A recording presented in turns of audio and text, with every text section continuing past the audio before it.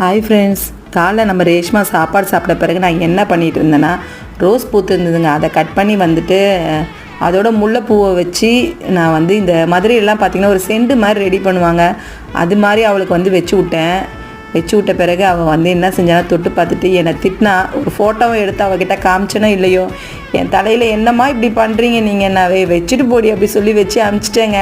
நம்ம டேரன் டெய்லியும் ஒரு எக்ஸசைஸ் எடுத்து பண்ணிகிட்டு இருக்கான். ஃபாஸ்டிங் இருந்துட்டு ஏன்டா இதெல்லாம் பண்ணிகிட்டு இருக்க அப்படின்னு, அதனால் ஒன்றும் இல்லைம்மான்னு சொல்லிட்டு செஞ்சுட்டு இருந்தான்.